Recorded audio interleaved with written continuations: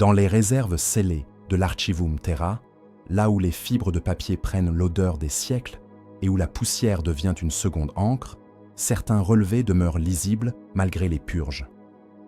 Ils décrivent 10 conflits dont l'importance ne tient pas à la gloire, mais à l'empreinte qu'ils ont laissée sur la matière, la foi et la mémoire.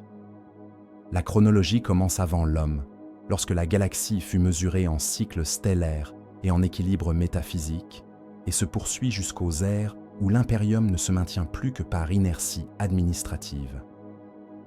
Chaque guerre apparaît ici comme une expérience à l'échelle cosmique. Masse déplacée, ressources converties, populations réduites à des variables et, derrière les chiffres, une altération du réel que les savants nomment parfois stress immatériel. Les mêmes motifs reviennent, non comme refrain, mais comme loi naturelle. La technologie se fossilise, les serments se bureaucratisent, les saints se confondent avec des dossiers et les cartes se couvrent de zones noires où l'on remplace un nom par un sceau d'interdiction. Les témoins sont rares, les survivants deviennent des annotations. Les astropathes parlent en résidus sensoriels, les cogitateurs en statistiques d'extinction, les prêtres en paraboles d'entropie. En rapprochant ces fragments, une image se forme, lente et lourde, d'un empire dont la continuité est faite de ruptures, et d'une humanité dont l'héritage s'écrit surtout dans ce qui manque. Ce document, récupéré sous ras de plomb et caché brisé, conserve l'écho froid de ces 10 guerres, non pour les célébrer, mais pour enregistrer la façon dont elles ont redéfini le silence entre les étoiles. Les dates, souvent fragmentaires, sont recoupées par des marques d'Auspex et des traces de cire, comme si la vérité devait être stabilisée par instrumentation. Là où les archives se taisent, les ruines complètent la phrase et la nuit poursuit la lecture sans fin. Les plus anciennes références à la guerre au ciel ne se présentent pas comme un récit, mais comme une gêne dans les archives elles-mêmes, une discordance de datation, un motif de ruine trop vaste pour une cause unique, une série de systèmes stellaires dont la chimie atmosphérique conserve des signatures d'irradiation anciennes, antérieures à toute chronologie humaine. Les tablettes auxquelles les scribes donnent ce nom ne proviennent pas d'un seul dépôt. Certaines furent extraites de nécropoles métalliques scellées, d'autres copiées par des mains qui ne comprenèrent pas ce qu'elles transcrivaient, et d'autres encore ne sont connues que par des fragments de fragments, emprisonnés dans des gloses inquisitoriales. Les matériaux varient, mais la logique de conservation se ressemble. Alliage dont la structure cristalline résiste à l'oxydation, encre à base de particules exotiques, et, parfois, une mémoire gravée non dans la matière mais dans une réponse psychique résiduelle, comme si l'information cherchait un support quand le temps a dissous les bibliothèques. Ce que ces vestiges permettent de déduire relève moins de l'événement que de l'échelle. Il n'y est pas question d'empires au sens humain, mais d'architecture biologique et énergétique, de civilisation capable de traiter la réalité comme un substrat malléable. Les anciens, dont la désignation varie selon les traditions, apparaissent comme des ingénieurs de l'écosystème galactique. Leur influence se mesure à des anomalies de distribution de vie, à des corrélations impossibles entre mondes sans lien naturel, à des voies de déplacement qui ne s'expliquent pas par les seuls moteurs. Face à eux, les nécrontyres ne sont pas décrits par leur passion, mais par leurs conditions. Une espèce soumise à une fragilité organique, intensifiée par l'irradiation de ces étoiles. Les tablettes insistent sur cette donnée avec une froideur quasi médicale, comme si la souffrance n'était qu'un facteur de décision inscrit dans la chair. La guerre se laisse alors reconstruire comme une convergence de contraintes. Désir d'émancipation, jalousie métaphysique, incapacité à se prolonger dans la matière vivante.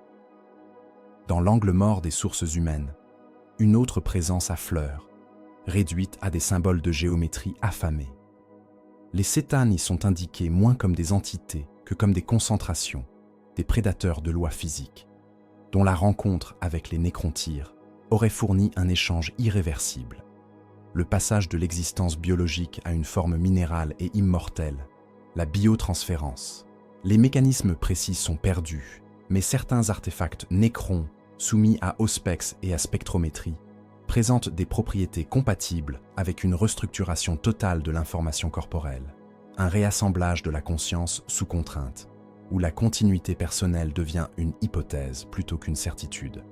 Les tablettes, en cela, semblent rédigées par des survivants incapables de dire âme sans la décrire comme une variable manquante. La guerre au ciel, telle que la trace en demeure, fut une transformation du milieu galactique, plus qu'une suite de victoires. Des espèces furent suscitées comme outils, des lignées furent orientées, des psychismes furent amplifiés, jusqu'à devenir des résonateurs. Les archives Axénos associées aux Aeldari conservent, sous forme de lamentations codées, l'idée d'une naissance instrumentale, non pas une origine, mais une mise en fonction. Des indications semblables existent à propos des Krorks, dont les échos génétiques persistent dans la brutalité structurée des orques contemporains. Le conflit apparaît alors comme une expérimentation à grande échelle, où la biologie et l'immatériel se répondent, où le warp, encore moins saturé qu'aux âges ultérieurs, commence à enregistrer l'empreinte des peurs, des colères et des obsessions, comme un champ de particules métaphysiques. Là se trouvent peut-être les racines de la turbulence actuelle, une pollution ancienne de l'âme collective, un sédiment émotionnel devenu climat. Les preuves matérielles, elles, se lisent dans les absences. Certaines régions présentent des gradients de ruines qui dépassent la simple destruction. Étoiles aux spectres altérés, planètes vitrifiées jusqu'au manteau, et corridors de néant où les cartes impériales inscrivent des avertissements trop tardifs. Les nécropoles nécrons, lorsqu'elles émergent, témoignent d'une attente interminable, d'un choix de retrait et de stase plutôt que d'une fin nette. L'immortalité métallisée n'y ressemble pas à une apothéose, mais à une quarantaine. Quant aux anciens, ils se dissipent des sources comme se dissipe une espèce dont il ne reste que les effets secondaires. Une distribution de vie trop régulière, des portes oubliées, des mythes incompatibles mais concordants dans leur nostalgie d'un tuteur disparu. Dans les marges de certains fragments, une mention revient, plus technique que narrative. L'impossibilité de contenir indéfiniment ce qui fut libéré. Elle s'attache aux Citanes, non plus seulement comme alliés initiaux, mais comme risques fondamentaux, trop vastes pour rester dans les cadres d'un pacte. Les tablettes ne concluent pas. Elles laissent une impression de fermeture incomplète, comme si la première grande guerre de la galaxie n'avait pas terminé ses conséquences, mais seulement changé leur mode de présence. Après cette strate, la mémoire se resserre autour d'un autre type de texte, plus court, plus sévère, portant des sceaux d'isolement et de compartimentation, où l'on ne traite plus d'une guerre, mais d'un enfermement calculé, les fragments classés sous le titre de les s'étend sous scellement. Les documents relatifs aux stuns sous scellement portent une froideur particulière, comme si la langue elle-même avait été stérilisée avant d'être autorisée à nommer ce qui ne devait plus l'être. Dans les copies tardives conservées par des mains humaines, les termes oscillent entre la notation technique et l'interdit liturgique. On y perçoit la tentative de réduire une entité cosmique à une suite de paramètres, de contraintes, de volumes de confinement. Les cétanes y apparaissent moins comme des divinités que comme des phénomènes prédateurs, attachés aux constantes de la matière et aux champs qui lient les particules. La trace la plus insistante n'est pas celle de leur puissance, mais celle de leur compatibilité inquiétante avec l'univers mesurable.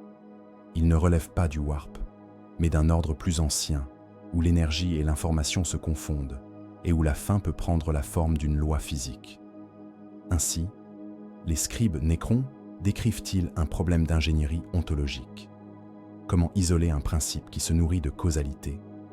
Comment couper l'accès d'un esprit stellaire aux flux par lesquels il se définit? Les fragments attribués aux triarches suggèrent une révision tardive des pactes initiaux, non par remords, mais par nécessité de survie structurelle.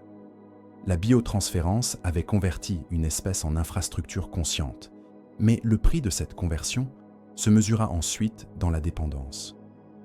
Servir des entités dont l'appétit ne connaissait pas de plafond revenait à laisser une corrosion s'étendre dans le tissu même du réel. Les Citanes, nourris d'étoiles et de vie, auraient commencé à traiter leurs alliés comme un stock énergétique et non comme une civilisation. Là se forme dans les archives une logique presque clinique. L'alliance fut reclassée en infestation et l'infestation en risque systémique. La décision de sceller ne se lit pas comme une révolte, mais comme une opération de maintenance cosmique, menée par des intelligences devenues capables d'endurer l'inexprimable, précisément parce qu'elles avaient déjà renoncé à tout ce qui, dans la douleur organique, aurait pu freiner leurs calculs. Les méthodes de confinement ne sont jamais décrites en totalité, comme si le simple exposé complet constituait une brèche. Toutefois, des indices concordants existent, dispersés dans les schémas de labyrinthes tesséractiques, dans les anomalies gravimétriques autour de certaines tombes, dans des relevés d'émissions qui n'appartiennent ni aux étoiles ni aux réacteurs. On parle de prismes dimensionnels, de géométrie repliée, de cages faites non de barreaux, mais de topologie, où l'intérieur ne communique plus avec l'extérieur selon les routes ordinaires de l'espace. Le matériau, souvent désigné par les termes que la xénologie traduit imparfaitement en nécroderme, semble jouer un rôle de membrane intelligente, capable de refléter des états énergétiques et de les contraindre à des cycles fermés. Les cétanes ne furent pas seulement emprisonnés, ils furent fragmentés. Cette donnée, répétée avec une insistance presque administrative, suggère qu'une entité trop vaste ne peut être tenue qu'en la réduisant à des unités manipulables, des éclats dont la somme n'équivaut plus à l'original. Le scellement se confond alors avec une opération de découplage, séparer des aspects, désaccorder des harmonies, faire d'un dieu une collection d'artefacts. Ce qui demeure le plus troublant dans ces dossiers est la façon dont ils traitent les conséquences secondaires. Les éclats enfermés ne seraient donc pas inertes. Leur présence introduit dans les lieux de stockage des perturbations persistantes, altération locale de causalité, rigidification de certaines probabilités, inversion de symétrie microscopique observable dans la matière environnante. Les rares mentions de personnel organique, lorsqu'elles existent, évoquent des pertes de continuité mnésique, des rêves sans contenu, comme si l'esprit, exposé à un prédateur de loi, perdait l'habitude de se penser selon une chronologie stable. On comprend, par recoupement, que le scellement n'est pas une fin, mais une gestion, inspection, redondance, cloisonnement et surtout dissimulation. La galaxie devait oublier jusqu'au vocabulaire permettant de désigner ce qui avait été capturé, car la mémoire peut servir de vecteur, et l'attention de nourriture. Dans certains dépôts nécrons, les inscriptions ne se contentent pas de protéger. Elles effacent activement, substituant au nom des cétanes des motifs abstraits, des lacunes volontaires, des surfaces polies où l'œil glisse sans retenir de forme. À l'époque impériale, ces schémas reparaissent sous forme de légendes fragmentaires, souvent attribuées à des hallucinations d'explorateurs ou à des erreurs de cogitateurs confrontés à des artefacts impossibles. Le Mechanicus, lorsqu'il tombe sur un indice, le traite comme un problème d'énergie confinée et d'intégrité de champ, mais l'orthodoxie martienne se heurte à une limite. Certains dispositifs ne relèvent pas seulement de la technologie, mais d'un cadre de réalité dont les définitions ne sont plus enseignées. Les rapports les plus prudents parlent alors de reliquaires actifs et recommandent l'isolement, non par peur, mais par compréhension tardive d'un principe simple. Ce qui fut scellé, le fut pour stabiliser l'univers, et non pour enrichir une collection. La fermeture des 7 ans, telle que ces archives la laissent entrevoir, ne marque pas une victoire, mais une cicatrice de méthode. La preuve qu'il existe des puissances qu'on ne détruit pas sans se détruire avec elles, et qu'on ne maîtrise qu'en acceptant une vigilance sans terme. La galaxie, débarrassée de cette prédation visible, ne retrouva pourtant pas l'équilibre. Certains fragments, situés juste après les protocoles de scellement, mentionnent une autre contamination, plus subtile, née dans l'ombre des grandes manipulations psychiques et des portes ouvertes sur l'immatériel. Le dossier suivant, plus obscur encore, porte un titre qui ressemble à une mise en quarantaine de l'esprit lui-même. Peste des enclaveurs. Les fragments classés sous l'appellation de peste des enclaveurs ne concordent pas sur les dates, ni même sur la nature exacte de l'apparition, mais ils s'accordent sur un changement de régime dans l'immatériel, comme si la galaxie, après les grandes opérations de confinement et de découpe ontologique, avait perdu une part de son isolation naturelle. Les scribes ultérieurs, incapables de restituer la mécanique première, décrivent plutôt des symptômes de milieu, une montée de résonance psychique résiduelle, des points de rupture dans la frontière entre matière et non-matière et une sensibilité accrue des espèces douées d'esprit à des vecteurs invisibles. Dans ces dossiers, l'ennemi n'est pas un empire, ni même une intention. Il est une dynamique parasitaire, un phénomène de colonisation du vivant par l'extérieur, comparable à une infection opportuniste qui prospère lorsque la barrière immunitaire cède. La désignation d'enclaveur, traduite par convenance, provient de schémas xénologiques et de notations aeldari trop anciennes pour être pleinement comprises. Le terme n'implique pas seulement la domination. Il évoque l'enveloppement, l'occupation interne, la substitution progressive de la volonté par une structure étrangère. Les rares descriptions convergentes parlent d'entités du warp attirées par la présence de psychismes ouverts, comme des organismes dont le cycle vital exige un hôte conscient. Les enclaveurs ne sont pas décrits comme des démons au sens liturgique impérial, car l'époque qui les vit n'avait pas encore figé l'immatériel en théologie. Ils apparaissent plutôt comme une biologie de l'au-delà, une faune de la non-réalité répondant à des gradients d'émotions, de pensée et de potentiel psy. Les archives laissent entendre qu'ils se reproduisaient par franchissement, non par naissance, en exploitant des singularités mentales comme des portes temporaires. Les sources les plus précieuses sont indirectes. Elles ne racontent pas l'invasion, elles la mesurent. On trouve des relevés d'extinction par grappes, des zones où la diversité des espèces s'effondre brusquement, et des séries d'observations où l'activité psychique collective décroît jusqu'à un niveau de fond, comme si l'espace lui-même devenait silencieux. Là où la guerre au ciel avait produit des cicatrices matérielles, la peste des enclaveurs semble avoir produit des cicatrices de conscience. Le phénomène suit une logique de propagation propre au système nerveux. Il s'établit d'abord autour de populations sensibles, puis se nourrit de l'augmentation même de cette sensibilité, car la peur, la panique et l'intensification des émissions mentales constituent un carburant. Les chroniqueurs aeldari, dans leur formulation elliptique, suggèrent que les enclaveurs furent moins une armée qu'un effondrement de frontières, une marée de prédation rendue possible par la densité psychique accumulée au cours des conflits précédents. Dans cet intervalle, les anciens équilibres semblent avoir cédé. Les anciens, déjà réduits à des présences de plus en plus hypothétiques dans les archives, sont associés à la disparition des dispositifs de stabilisation qui contenaient la turbulence du warp. Les textes évoquent des réseaux, des matrices de contrôle, des architectures de guidance pour les espèces créées ou orientées durant la guerre au ciel. Lorsque ces réseaux se désagrègent, la psychosphère galactique n'est plus filtrée. Les enclaveurs trouvent alors des conditions d'entrée favorables, un milieu enrichi en résonance et en traumatisme, des milliards d'esprits exposés, et une topologie immatérielle déjà fragilisée par des manipulations dont la finalité n'était pas la prudence, mais la victoire. La notion d'asservissement dans ces fragments n'est jamais réduite à une simple perte de liberté.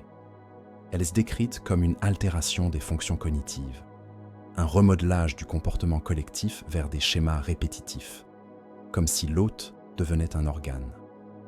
Certaines tablettes parlent de colonie, là où l'on attendrait le mot « peuple », et des annotations tardives, d'une main impériale, y ajoutent des parallèles maladroits avec des infestations fongiques ou des symbioses forcées.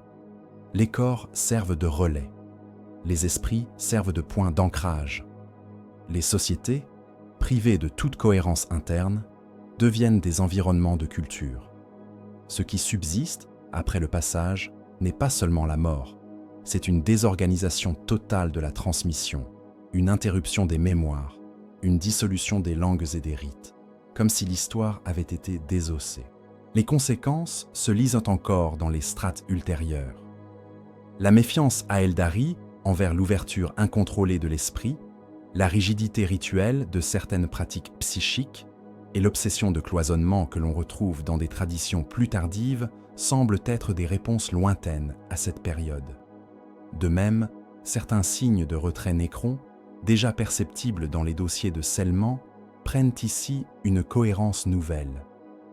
L'option de la stase devient une prophylaxie métaphysique. Là où la chair et l'âme exposent des surfaces d'attaque, la dormance et la froideur réduisent les prises. La galaxie, après avoir subi une guerre de matière et une crise d'entités stellaires, découvre une autre vulnérabilité, plus intime, où l'ennemi n'a pas besoin de conquérir des mondes pour les rendre inutilisables. Les archives ne consignent pas de conclusion nette, seulement une décroissance graduelle du phénomène, comme une épidémie qui s'éteint quand le réservoir s'effondre. Certains fragments attribuent la fin à l'épuisement des hôtes psychiques, d'autres à la reconfiguration lente du warp après la disparition de structures anciennes. Ce qui demeure certain, au regard des traces, est que la peste des enclaveurs marque une transition.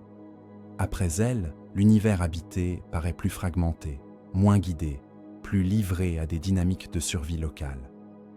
Dans le sillage de ce silence restauré, les documents suivants abandonnent les grands noms Xénos pour une météorologie de ruines, parlant de longs âges, où la tempête devient l'état naturel des routes et des empires, et où la solitude des mondes prépare, sans l'annoncer, les tempêtes de l'âge des luttes. Les archives impériales, lorsqu'elles atteignent l'âge des luttes, changent de texture comme une matière soumise à une pression trop longue. Les récits se raréfient, remplacés par des relevés incomplets, des cartes perforées de silence, des généalogies interrompues et des inventaires dont les colonnes s'achèvent en marque d'illégalité ou en cendres. Ce n'est plus une ère gouvernée par des décisions identifiables, mais par une météorologie d'instabilité où la distance redevient absolue. Les routes du vide, autrefois maintenues par des calculs et des routines, se referment sous l'effet de tempêtes du warp dont les paramètres échappent au modèle tardif du Mechanicus. Certains fragments parlent d'oscillations psychométriques à l'échelle galactique, comme si l'immatériel avait développé une turbulence propre, corrélée à l'augmentation lente, mais irrémédiable, de la charge émotionnelle et du potentiel psy de l'espèce humaine. Les communications astropathiques, quand elles existent, se dégradent en signaux fantômes. Les messages arrivent avec des déphasages temporels ou avec des pertes de sens qui ressemblent à des amputations. Les mondes, isolés, se replient sur leur stock, puis sur leurs ruines, et l'on voit se former une civilisation de l'interruption. L'effondrement technologique qui accompagne cette période n'apparaît pas comme une chute unique, mais comme une série de ruptures de chaînes. Les systèmes de production dépendaient d'une circulation continue d'alliages, de savoirs, de pièces standardisées. Privés d'échanges, ils se transforment en archéologie, en temps réel. Les schémas de construction deviennent des reliques. Les unités de mesure se fragmentent. Les noosphères locales, lorsqu'elles survivent, se réduisent à des îlots de données incompatibles. La mémoire de l'âge de la technologie s'érode de manière asymétrique. Certains mondes conservent des générateurs capables de prolonger une lueur de stabilité. D'autres ne gardent que des fragments de STC incomplets. Des patrons de fabrication mutilés qui produisent encore, mais au prix d'une dérive progressive de qualité et de sécurité. Dans les rapports exhumés des expéditions de conformité ultérieures, on trouve des descriptions de cités dont les infrastructures fonctionnaient par inertie, entretenues par des castes techniques réduites à la récitation de procédures, comme si l'ingénierie s'était transformée en liturgie. À côté, d'autres sociétés se reconstruisent sur des matériaux plus primitifs, non par choix, mais parce que la complexité devient un luxe qu'aucun approvisionnement ne soutient. Sur plusieurs mondes, une autre variable se superpose à la pénurie, l'émergence accrue des psycheurs humains, dont la présence, non encadrée, agit comme un amplificateur de risque. Les archives n'emploient pas encore le vocabulaire théologique complet de l'hérésie. Elles parlent plutôt d'incidents immatériels, de rupture de cohésion mentale, de contamination de perception. Les sociétés isolées, privées de structures d'éducation et de sanctions, interprètent ces manifestations selon des cosmologies locales, parfois comme des dons, parfois comme des maladies, souvent comme des signes. La conséquence la plus constante reste mesurable: augmentation des phénomènes anomaux, instabilité des communautés et attrition démographique par épisodes de panique, d'exil ou de mise à l'écart. Dans cette période, la frontière entre le biologique et le métaphysique n'est plus un concept, mais une surface fragile. Là où la discipline impériale future imposera des classifications, l'âge des luttes ne laisse qu'une diversité d'échecs et de survivances, chacun enfermé dans son isolement, chacun réinventant un langage pour décrire l'invisible. Les traces de conflits internes, bien que nombreuses, demeurent difficiles à ordonner, car elles ne relèvent pas d'une histoire commune. La guerre devient locale, endémique, souvent confondue avec la simple redistribution de l'eau, des sols cultivables, des générateurs ou des fragments de savoir. Des lignées humaines divergent jusqu'à l'incompatibilité sous l'effet de radiation, d'isolement génétique et de modifications délibérées. Les registres parlent de types et de variantes, avec une neutralité d'entomologiste. Dans les marges, des censeurs impériaux ajouteront plus tard des termes de souillure. Sur Terra, les témoignages sont paradoxalement plus abondants et plus incertains. L'ancienne capitale de l'humanité devient un palimpseste de régimes éphémères, de technobarbares, de cités fortifiées par des artefacts incompris, et de déserts toxiques où l'atmosphère garde la mémoire chimique d'industries disparues. Les océans se retirent des cartes comme une dette impayée. L'air se charge de particules, la biosphère se contracte. Mars, de son côté, persiste sous une autre forme de continuité. Un monde où l'adoration de la machine prend la place d'une politique, et où la conservation du savoir, même partiel, devient une identité défensive. Entre les deux, les échanges existent par intermittence, soumis à des conditions astronomiques et à des pactes de circonstances. Mais rien ne ressemble encore à un ordre. Ce que l'âge des luttes lègue surtout aux millénaires suivants, ce n'est pas une liste de pertes, mais une structure de méfiance inscrite dans la culture humaine. La technologie, autrefois outil, se muse en objet de crainte ou de vénération. L'altérité, qu'elle soit xénos, mutante ou simplement étrangère, devient un facteur de survie à éliminer plutôt qu'un voisin à comprendre. Les cartes stellaires apprennent à tolérer des vides. La pensée politique apprend à se contenter d'un horizon court. Quand les tempêtes commencent enfin à décroître par cycles irréguliers, ce qui réapparaît n'est pas l'unité, mais la possibilité technique de la reprendre. Les premiers indices d'une consolidation terrestre se lisent alors dans des archives plus denses, où la violence n'est plus diffuse mais orientée, où l'administration tente à nouveau de nommer, de compter, de sceller. Le dossier suivant, conservé sous des marques d'autorité plus nettes, porte un titre où la souveraineté ressemble à un métal posé sur une plaie ancienne. Couronne de fer, Terra réunie. Sur Terra, l'âge des luttes ne se termina pas par une date, mais par une compression progressive des fractures, comme si un corps trop longtemps fiévreux trouvait enfin une température unique au prix de tissus nécrosés. Les archives de cette période, rares et souvent recopiées à partir de matrices endommagées, décrivent une planète réduite à l'état d'écosystème industriel instable, où l'atmosphère portait des charges persistantes de particules métalliques, de composés acides et de polluants organiques complexes. Les anciens littoraux s'étaient retirés ou avaient été convertis en marais toxiques. Les zones tempérées n'existaient plus que par poche, maintenues par des technologies de filtration devenues féodales. Chaque générateur d'oxygène ou de pluie artificielle se transformant en centre de pouvoir. Dans ce contexte, l'unification ne se lit pas comme une campagne, mais comme une normalisation des paramètres vitaux d'une planète, une tentative de rendre à nouveau compatibles des régions qui, durant des millénaires, avaient divergé dans leurs lois, leur langue et parfois leur biologie. Le nom qui revient, parfois masqué sous des périphrases, est celui d'un souverain dont la présence se mesure d'abord par la cohérence nouvelle des documents.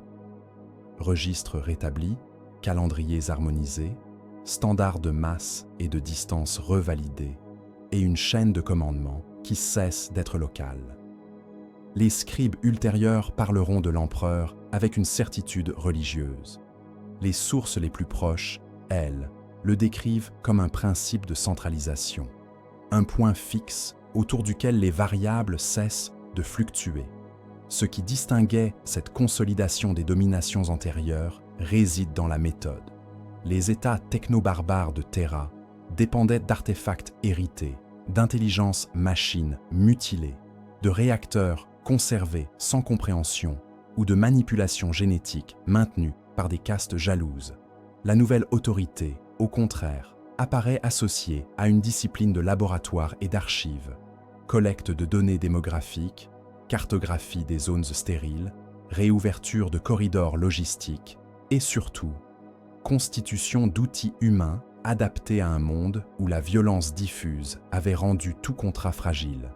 Les mentions des premiers guerriers de l'unification, ultérieurement désignés comme tonnerres, conservent une ambiguïté clinique.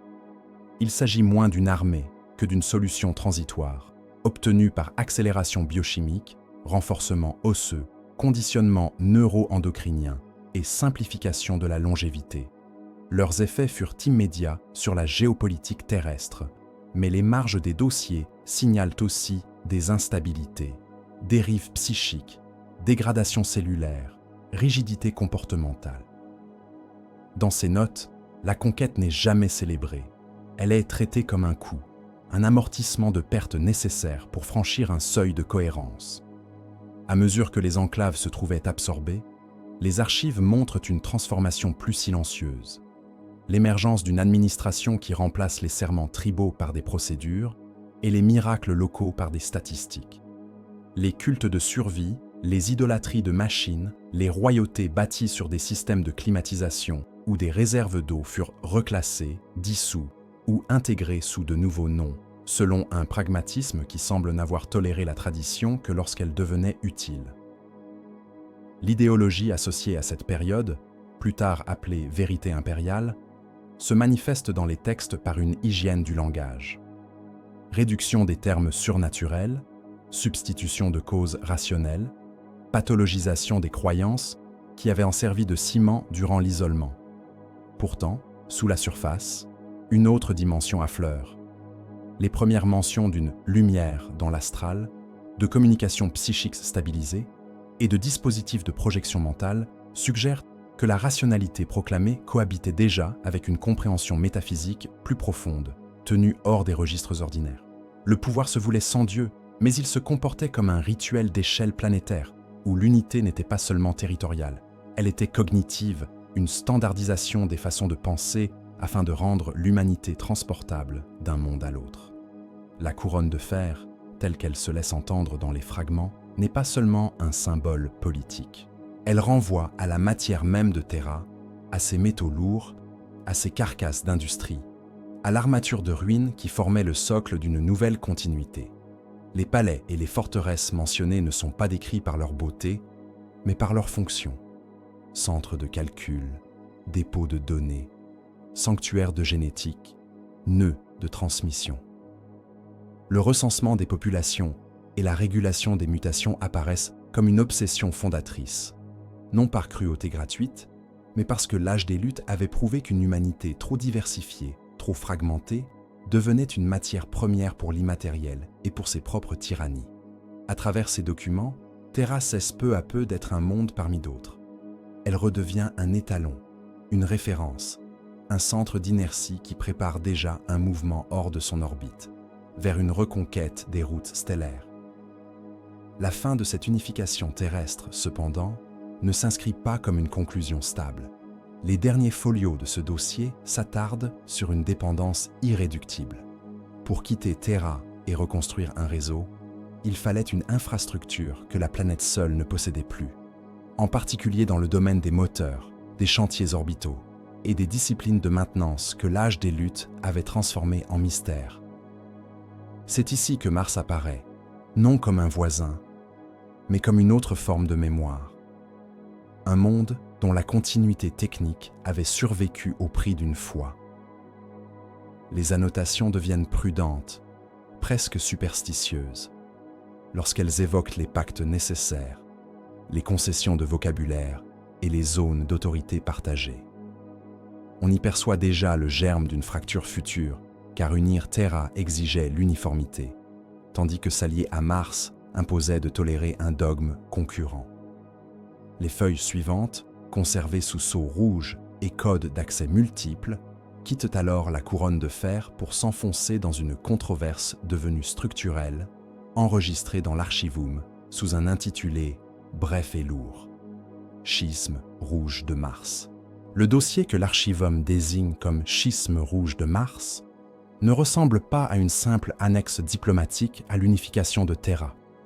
Il porte plutôt la marque d'une chirurgie, pratiquée sur deux corps doctrinaux incompatibles afin d'obtenir, pour un temps, une circulation commune.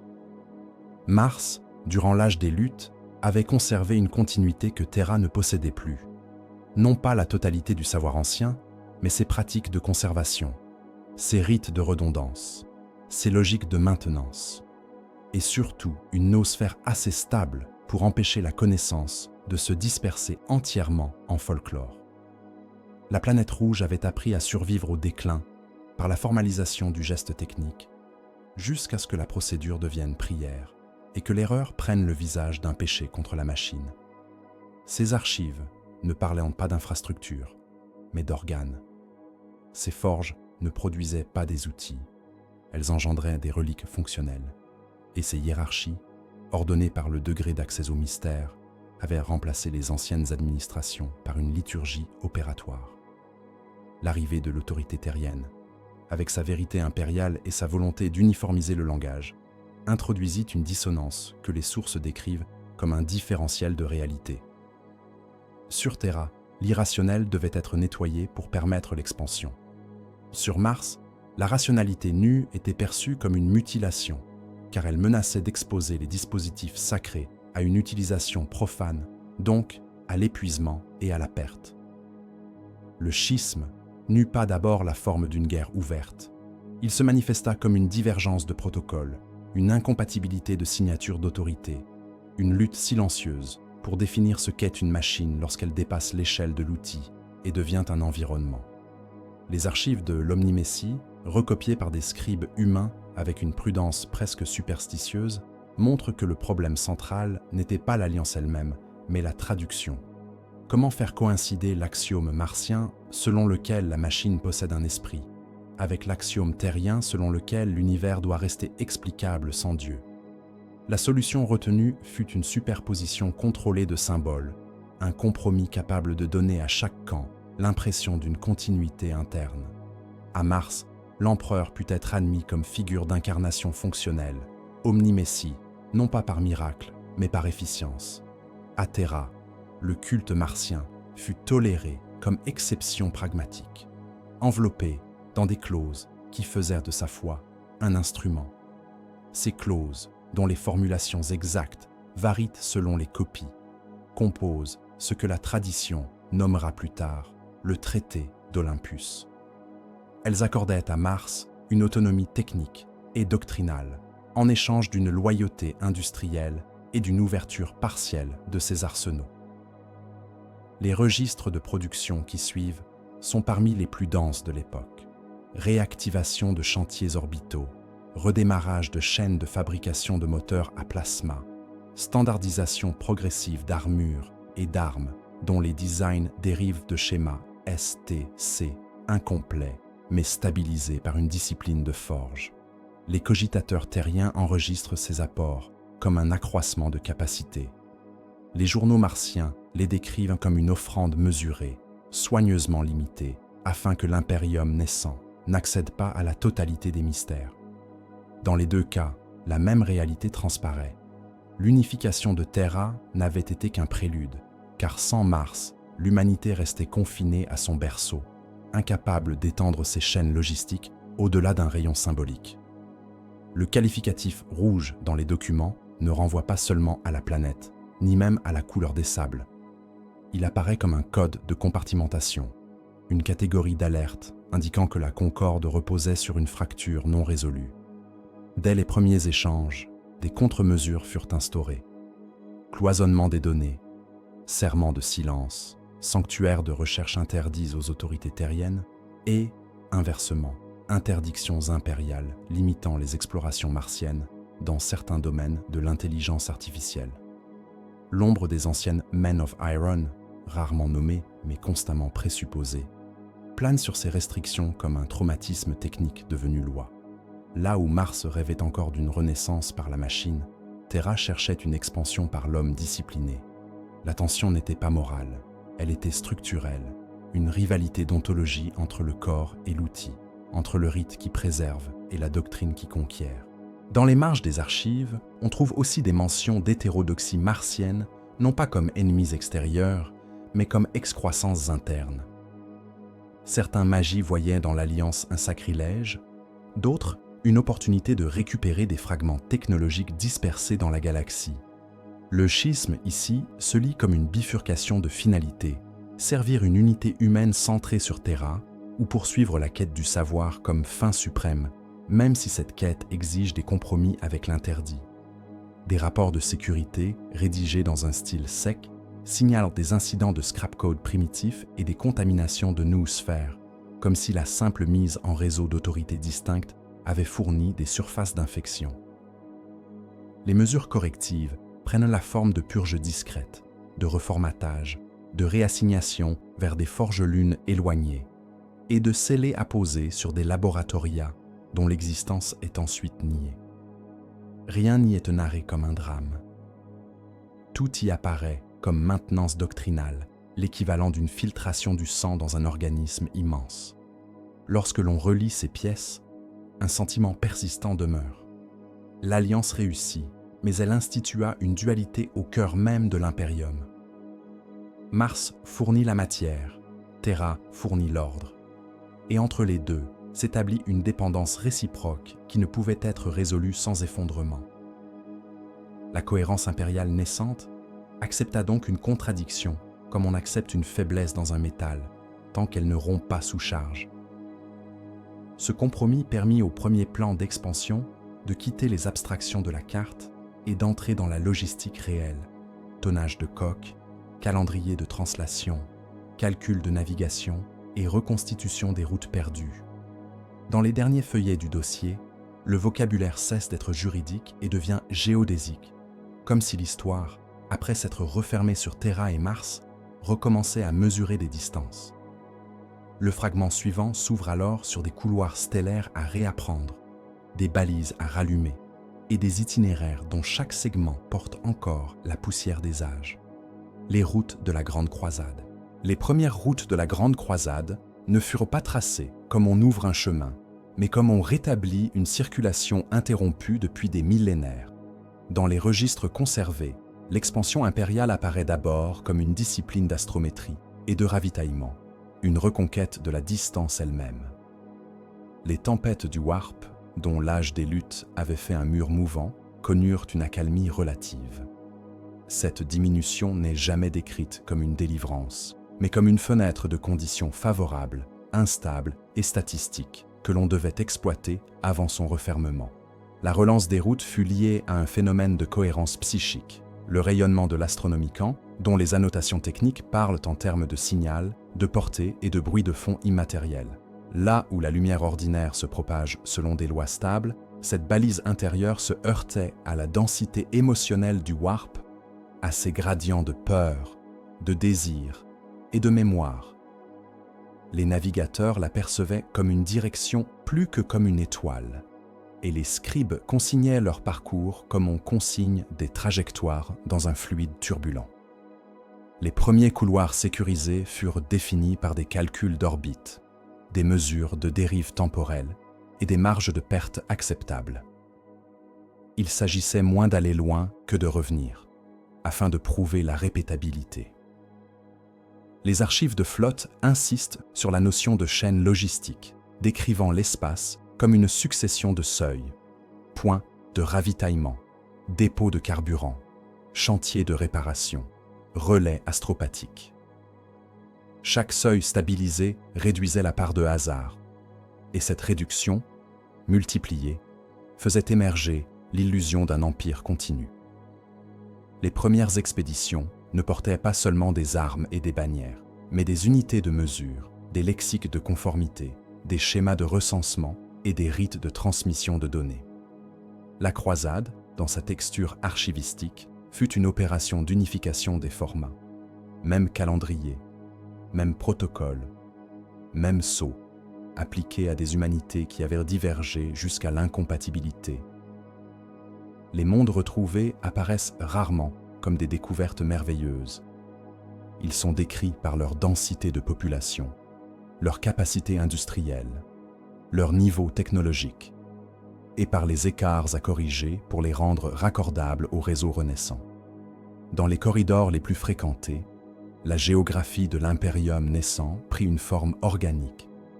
Les routes principales se comportaient comme des artères à débit élevé, saturées de tonnage, de personnel, de données et de reliques. Autour d'elles se dessinèrent des capillaires plus fragiles, routes secondaires dont l'existence dépendait d'une conjonction de silence immatériel, de balises intactes et de discipline humaine. Les pertes, lorsqu'elles sont mentionnées, prennent la forme de bilans d'attrition. Vaisseaux non revenus, messages arrivés sans leur référent, cohortes répertoriées mais jamais enregistrées à destination. Les scribes du Mechanicum ajoutent des notes sur la fatigue des coques au passage, sur les contraintes de cisaillement subies par les champs de Geller, sur les micro-fractures induites par des variations de réalité. Même lorsque la traversée réussissait, elle laissait des altérations discrètes, dérèglements d'horloge, distorsions de mémoire, traces de cauchemars collectifs signalés par la pharmacopée de bord. Ainsi, chaque route cartographiée était aussi une cicatrice mesurable, une preuve que l'espace entre les étoiles n'est pas un vide, mais un milieu. La dimension métaphysique de ces routes, bien que rarement explicitée, transparaît dans les procédures d'encadrement. Les astropathes, dont la correspondance est conservée sous sceau d'ombre, étaient traités comme des instruments sensibles à la pression d'un autre plan. Leur maintenance psychique devient une rubrique administrative, au même titre que le carburant. Les navigateurs, porteurs d'une mutation stabilisée, figuraient dans les effectifs comme des ressources stratégiques, avec des indices de fiabilité et des limites de service. Ce langage de gestion dissimule une réalité plus lourde. La croisade dépendait d'organes humains capables d'interpréter une tempête mentale comme on interprète un champ magnétique et d'y survivre sans que leur perception ne se dissolve. L'Imperium réapprenait l'interstellaire en admettant tacitement que sa technique reposait sur des états de conscience particuliers que la vérité impériale n'aimait pas nommer. À mesure que les routes s'étendaient, les archives montrent un phénomène de superposition. Les itinéraires nouvellement établis croisèrent des traces plus anciennes, couloirs dont la logique ne correspondait pas aux moteurs humains, balises muettes, portes scellées, ruines orbitales dont les alliages résistaient au temps. Ces rencontres furent souvent reclassées en anomalies, consignées puis compartimentées, car elles menaçaient le récit d'une renaissance strictement humaine.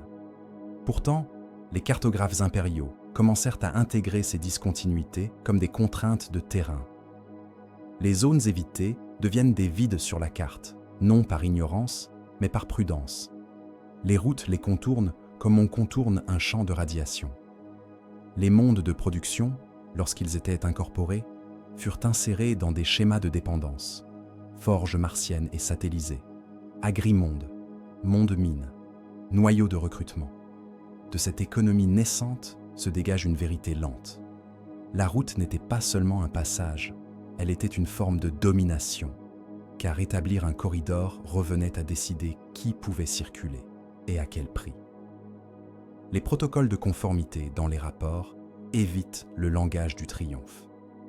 Ils parlent d'intégration, de normalisation, de réduction de risques culturels, d'élimination des variantes jugées incompatibles.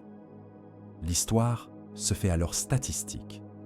Nombre de mondes rattachés, volume de ressources, indice de dissidence résiduelle. Mais à la marge apparaissent des notations plus sombres, d'abord isolées, puis récurrentes. Référence à des loges fraternelles refusant la standardisation, à des transmissions astropathiques présentant des motifs de corruption sémantique, à des reliques techniques dont l'usage entraîne des comportements aberrants. Les archivistes notent ces occurrences comme des écarts, sans les relier encore. La croisade avance, le réseau se densifie, et avec lui grandit la charge de ce qui doit être tenu secret pour préserver l'unité. Lorsque les routes de la Grande Croisade atteignent une maturité suffisante pour donner l'illusion d'un continuum, les dossiers changent de nature. Ils cessent de décrire l'espace et commencent à cataloguer les fissures internes, non plus dans les cartes, mais dans les serments. Les sceaux se multiplient, les accès se restreignent, et l'on voit apparaître un répertoire nouveau, compilé avec une minutie de quarantaine, l'index noir de l'hérésie. L'index noir de l'hérésie apparaît dans l'Archivum comme un changement de température documentaire. Avant lui, les dossiers de la croisade se contentaient d'additionner des mondes, des tonnages, des standards de conformité. Avec lui, la même main administrative commence à compter autrement. Non plus ce qui s'agrège, mais ce qui se décolle. Les premières pages n'ont rien de spectaculaire. Elles portent des irrégularités de transmission, des délais astropathiques anormaux, des divergences de doctrine dans des unités pourtant certifiées, des inventaires dont la cohérence statistique s'effondre sans cause matérielle. L'index ne fut pas conçu pour raconter, il fut conçu pour isoler, comme une liste de symptômes avant que la maladie ne reçoive un nom stable. Le dispositif est double. D'un côté, une taxonomie de la déviation rédigée en langage sec, erreur de rituel, altération de sceaux, anomalie de serment, contamination de noosphère, discordance de litanie de maintenance, absence de réponse au protocole de loyauté. De l'autre, une strate plus opaque, réservée à des regards autorisés, où l'on voit se former une hypothèse métaphysique implicite. Certaines trahisons ne sont pas seulement politiques, elles sont structurelles, comme si la réalité morale pouvait être infectée par un milieu. Les compilateurs, souvent issus d'ordres dont les noms furent plus tard effacés ou réassignés, traitent la loyauté comme une grandeur mesurable soumise à des perturbations, et l'esprit humain comme un vecteur capable de transporter des agents invisibles. Les entrées les plus anciennes mentionnent des loges fraternelles et des cercles de pensée, survivances de l'âge des luttes que la croisade avait tolérées tant qu'elle ne contrariait pas la production ou le recrutement. Leur présence devient soudain préoccupante lorsque des coïncidences apparaissent entre ces réseaux et des événements de rupture. Révoltes sans revendication claire, disparition d'officiers, variation de comportements collectifs dans des garnisons isolées. Les scribes notent alors une donnée troublante, récurrente dans les marges, la notion de contagion sémantique. Des phrases se répètent à distance, des symboles identiques surgissent sur des mondes sans lien, et des transmissions astropathiques arrivent chargées d'images résiduelles qui ne correspondent à aucune codification. Ce n'est pas encore la théologie de l'hérésie, mais une épidémiologie de l'idée appliquée à une espèce dont la sensibilité au warp augmente avec sa densité et son expansion. À mesure que l'index s'épaissit, son objet se déplace vers des structures plus hautes.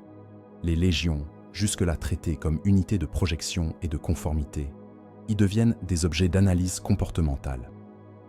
Les variations de rituels, de discipline, de relations au mécanicum, de traitement des populations intégrées, sont consignées comme autant de dérives possibles. On observe une attention particulière portée au flux matériel, réquisition d'armements non justifiés, détournement de stocks, modification de plans de fortification, constitution de dépôts parallèles. La logistique, qui avait été l'ossature de la croisade, révèle ici son envers. La possibilité de bâtir une autonomie à l'intérieur même du réseau impérial. Les mêmes routes qui avaient mis de permis l'unité deviennent des canaux de séparation, selon la simple inversion d'un sceau, le retard calculé d'un message, la rétention d'une pièce de rechange critique. L'index noir contient aussi des traces de censure active, ce qui le rend paradoxalement plus crédible. Des pages portent des abrasions, des zones où l'encre a été dissoute, des remplacements par des sigles, comme si le document se protégeait contre sa propre lisibilité. Là se devine la peur administrative la plus pure. L'idée que nommer correctement une déviation, c'est lui donner une forme stable, donc une capacité de propagation. Certains archivistes emploient alors des périphrases, parlant de réalignements doctrinaux non autorisés ou de résonances immatérielles, évitant des termes qui, plus tard, deviendront courants. La connaissance est compartimentée non pour préserver un secret politique, mais pour limiter une interaction dangereuse entre esprit et information, comme si la lecture elle-même pouvait ouvrir une surface de contact. Dans cette stratigraphie de papier, la figure des primarques n'apparaît presque jamais sous un angle mythique.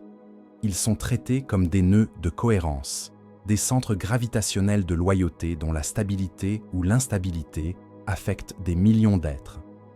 Lorsque l'un de ces nœuds se fissure, l'index enregistre l'onde, fluctuation de morale, renversement de procédure, altération des prières de bord, augmentation d'incidents psy. Il n'est pas nécessaire d'expliquer la cause. Le document en constate les effets, comme on constate une chute de pression dans un système fermé. Ainsi se construit une évidence sans récit. L'unité impériale, conçue comme un modèle rationnel, repose en réalité sur des attachements symboliques et des fidélités personnelles, donc sur une matière psychique que le warp peut travailler. La tonalité des dernières sections, avant les grandes occultations, devient plus étouffée. On y perçoit l'approche d'un phénomène total, mais décrit encore par fragments. Des flottes qui cessent de répondre, des mondes qui basculent dans le silence, des signatures astropathiques devenues incohérentes, des reliquaires techniques envoyés vers des destinations non déclarées. L'index noir, censé être un instrument de contrôle, se transforme en miroir de l'impuissance, car la vitesse de l'écart dépasse celle de la correction. Les annotations finales, souvent signées de mains différentes, s'accordent sur une conclusion non formulée. L'hérésie, avant d'être une guerre, est une altération des procédures de réalité partagée, une rupture du contrat qui rend l'impérium pensable comme unité.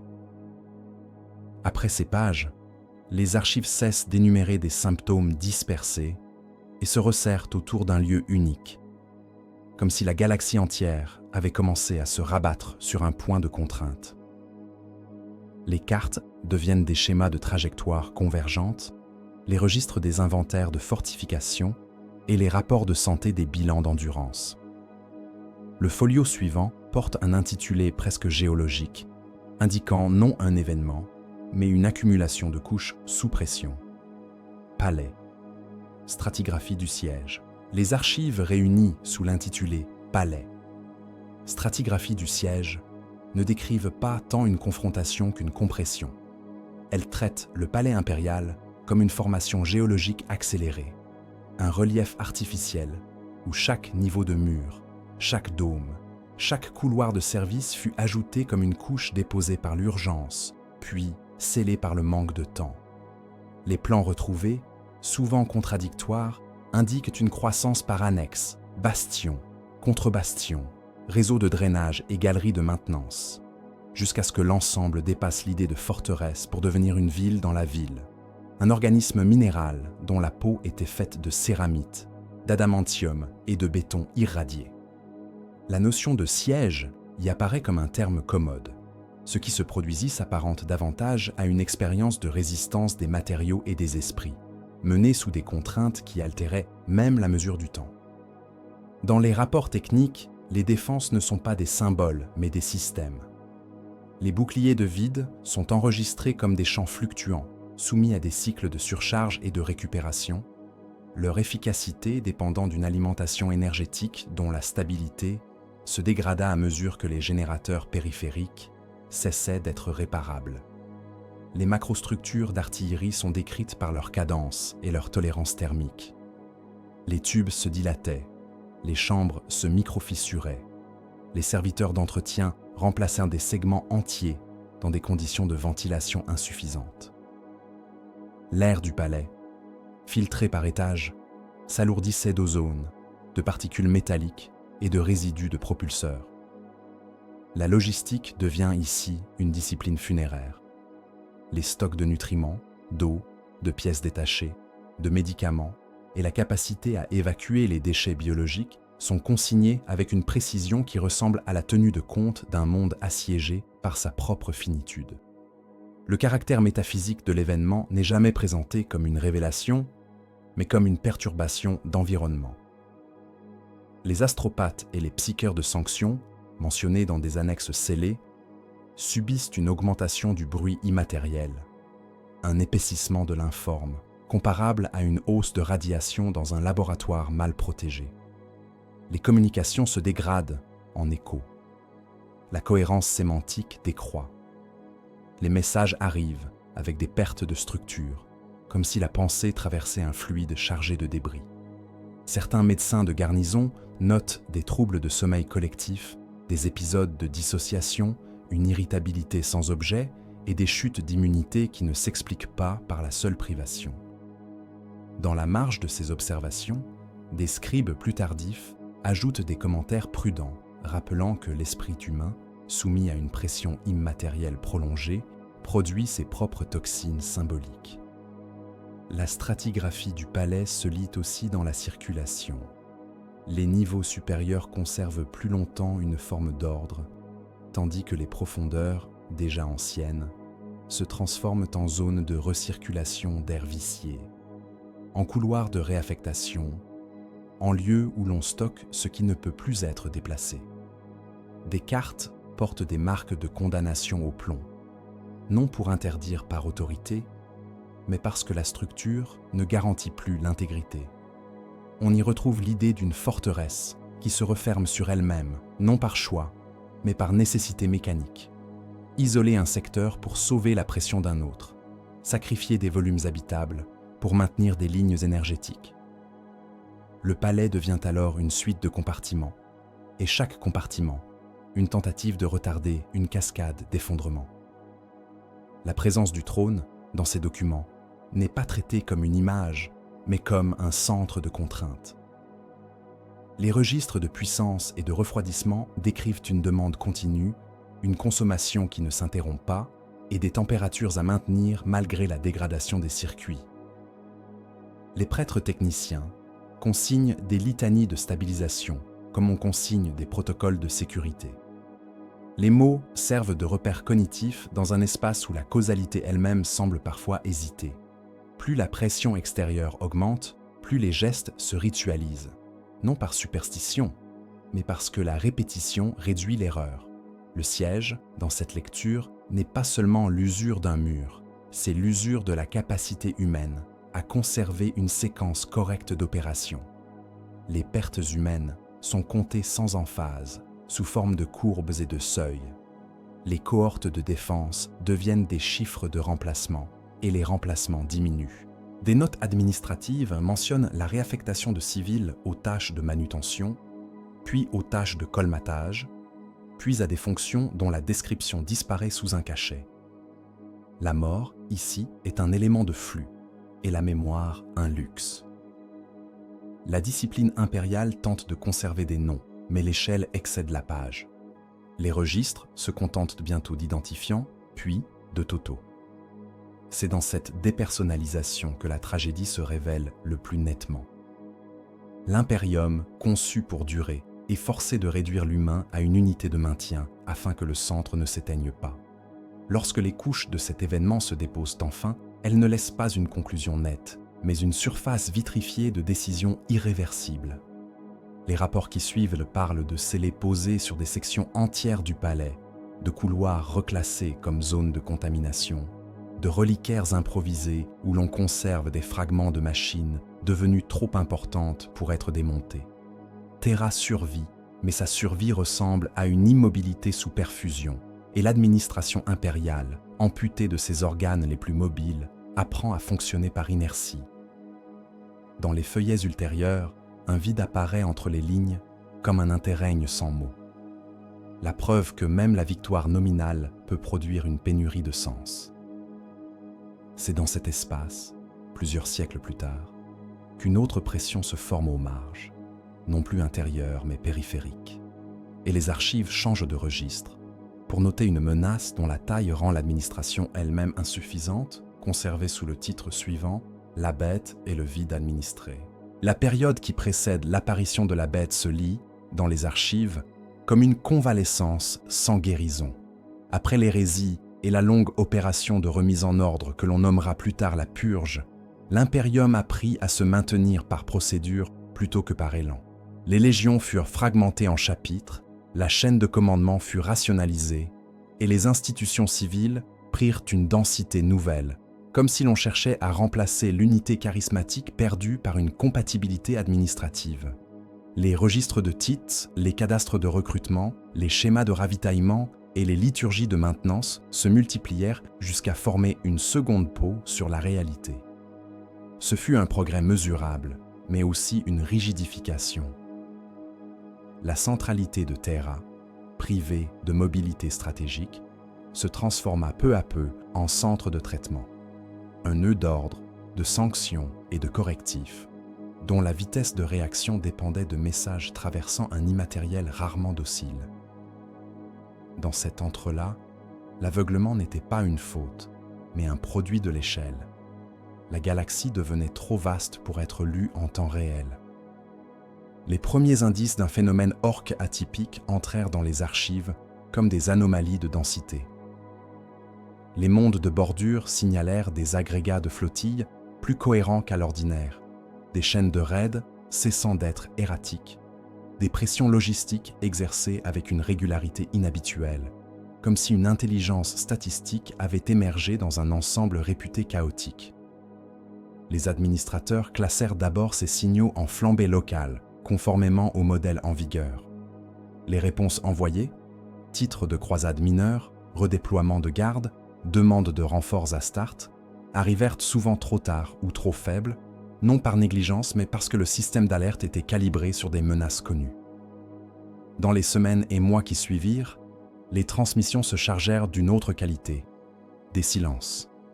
Des relais astropathiques cessèrent de répondre sans explication. Des convois ne revinrent pas. Et l'on vit apparaître sur les cartes des corridors de rupture où la probabilité de perte dépassait les normes acceptables. Ce fut la première signature du conflit. Non l'irruption, mais la disparition graduelle de la continuité. Lorsque les dossiers commencèrent à employer le terme de bête, ils ne désignaient pas une figure morale, mais une valeur de saturation. Les comptes rendus parlèrent d'une organisation orque capable de déplacer des masses industrielles entières, de maintenir des garnisons, de produire des structures spatiales dont la taille excédait l'imagination logistique impériale de l'époque. Les lunes d'attaque, telles qu'elles furent décrites plus tard, apparaissent dans les relevés comme des objets impossibles avant d'être reconnus comme des plateformes. Source d'ombre sur les auspex, perturbations gravitationnelles, signatures thermiques confondues d'abord avec des phénomènes stellaires mineurs. Leur approche obligea l'administration à reconsidérer ses propres catégories. Un raid ne devait pas durer. Ici, la pression persistait. Une « Waouh » devait se disperser. Ici, elle tenait. Les orques, que l'on pensait incapables de stratégie soutenue, imposaient une forme d'occupation et de négociation, allant jusqu'à utiliser des vecteurs de communication dont la simple existence introduisait une dissonance dans les dogmes impériaux. Ce n'était pas une humiliation spectaculaire, mais une contradiction froide, inscrite dans les tableaux comparatifs et les marges où les scribes notaient d'une main plus nerveuse l'écart entre la doctrine et le réel. La réponse de Terra révèle alors ce que les historiens appellent, avec une justesse involontaire, le vide administré. Les hauts seigneurs, héritiers d'une architecture de pouvoir conçue pour contenir la crise permanente, se trouvèrent confrontés à une menace qui exigeait une plasticité dont l'institution ne disposait plus. Les procès-verbaux de délibération, lorsqu'ils sont accessibles, montrent une inflation de procédures. Comité, contre-comité, vérification de compétences, rivalité de juridiction entre l'administratum, le mechanicus, la navis nobilite et les structures militaires. L'énergie mentale de l'impérium se consuma en arbitrage alors que les zones de perte s'étendaient. Les requêtes de chapitres à Start se heurtèrent au délai. Les flottes furent dispersées par crainte d'autres fronts, et l'on vit des décisions prises non pour être efficaces, mais pour être imputables, afin que la responsabilité puisse être assignée si la correction échouait. Dans cet interstice, la foi devint une ressource de maintien, et le maintien une forme de foi. On répéta les rites parce qu'ils étaient la seule garantie de continuité lorsque les modèles s'effondraient. Certains protocoles, longtemps théoriques, furent alors activés comme on active une fonction d'urgence dans une machine ancienne. Les fragments relatifs au dernier mur, témoigne d'une tentative de réassembler, provisoirement, ce qui avait été fragmenté après l'hérésie, non par nostalgie, mais par nécessité de masse critique. Cette mobilisation, consignée en termes de tonnage, de trajectoire et de délai, souligne la contradiction fondamentale de l'impérium. Il cherche la stabilité par la division des pouvoirs, puis doit parfois suspendre cette division pour survivre. Les pertes qui accompagnèrent ces manœuvres ne furent pas seulement humaines, elles furent structurelles. Des mondes tombèrent hors du réseau de Tite, des forges cessèrent d'exporter, des lignées de navigateurs s'éteignirent et les archives enregistrèrent une baisse globale de capacité, comme on enregistrerait une diminution de pression dans un système hydraulique trop vaste pour être réparé d'un seul geste. La fin de cette guerre, telle que les dossiers la laissent entrevoir, ne prit pas la forme d'un rétablissement net. Elle ressemble plutôt à une amputation suivie d'une hémostase approximative. Des mesures extraordinaires furent prises au sommet, et certaines décisions, en particulier celles liées aux organes de coercition spécialisés, modifièrent durablement la structure du pouvoir terrien. Les premières matrices qui deviendront plus tard des institutions de veille exénos, plus discrètes et plus persistantes, portent ici leurs traces embryonnaires. Compartimentation accrue, recours à des unités de sélection extrêmes et surtout conviction que l'administration ordinaire ne peut pas, seule, traiter certaines menaces. Cependant, le prix de ces solutions fut une méfiance institutionnalisée. Après la bête, la gouvernance impériale semble avoir conservé une cicatrice, la certitude que la centralité peut être paralysée et que l'ordre, pour survivre, est tenté de se durcir jusqu'à la cruauté. Dans les décennies et siècles qui suivirent, cette tentation se manifeste par une inflation de contrôle, de purges et de dogmes, comme si l'impérium cherchait à empêcher la répétition de l'imprévu en réduisant la variété du vivant. Les archives deviennent plus lourdes, plus sévères, et l'autorité, inquiète de sa propre fragilité, commence à confondre stabilité et absolu. C'est sur ce terrain préparé par le vide et sa gestion que s'inscrira, plus tard, une autre guerre moins tournée vers l'extérieur que vers la possession du centre lui-même, conservée sous un titre où l'administration se change en hémorragie. Règne de sang, trône vacillant. Les archives du règne de sang portent la marque d'une souveraineté qui s'autoconsomma, non par manque de puissance, mais par excès d'autorité concentrée dans un seul canal. Après la crise de la bête, l'impérium avait renforcé ses réflexes de contrôle. L'administratum empila les degrés de validation, le ministerum étendit ses juridictions, et les organes de coercition furent encouragés à confondre prévention et purification. Dans ce contexte, le trône, déjà immobilisé dans sa fonction de centre symbolique et technique, devint un point d'appui pour des légitimités dérivées. Les décisions cessèrent d'être un flux réparti entre institutions. Elles se mirent à circuler comme une hémorragie dirigée, rapide, punitive, laissant derrière elles une anémie structurelle. Les folios attribués aux décennies initiales décrivent une inflation documentaire qui dépasse la simple bureaucratie. Des décrets de foi furent insérés dans des registres de taxes. Des jugements liturgiques remplacèrent des diagnostics logistiques. Des commissions d'enquête se dotèrent d'unités armées, et les unités armées rédigèrent leurs propres normes. Le pouvoir, au lieu de stabiliser la réalité impériale, commença à la redéfinir par réécriture, comme si l'on pouvait réparer une pénurie de ressources par une pure correction de vocabulaire. Les mêmes mondes étaient recensés plusieurs fois sous des noms divergents. Des routes de ravitaillement furent déclarées sanctifiées, puis interdites, sur des cycles trop courts pour la navigation. Le système, saturé d'ordres contradictoires, conserva une forme d'obéissance mécanique qui ressemblait à une discipline, mais qui masquait une perte de cohérence, mesurable en retard, en rupture de chaîne, en déficit de prométhium et en mortalité évitable sur les mondes fabriques. Le trône vacillant, dans ces textes, n'évoque pas un mouvement physique. Il désigne plutôt une instabilité de la représentation, qui parle au nom de l'empereur lorsqu'aucune voix ne répond, sinon des institutions dont l'autorité dépend précisément du silence qu'elles interprètent. La figure de Gosh-Vandir apparaît comme un nœud d'intersection entre l'administratum et le ministerum, un homme devenu interface, transformant l'accès aux sceaux et aux archives en instrument de souveraineté. Les annotateurs inquisitoriaux, plus tardifs, évitent la psychologie et privilégient les mécanismes. Contrôle des canaux d'information, captation des ordres de Tite, monopolisation des chartes de croisade, réassignation des forces de maintien à des tâches doctrinales. Le pouvoir se comporte alors comme une réaction en chaîne, où chaque exception devient une règle, et chaque règle un prétexte à une exception nouvelle.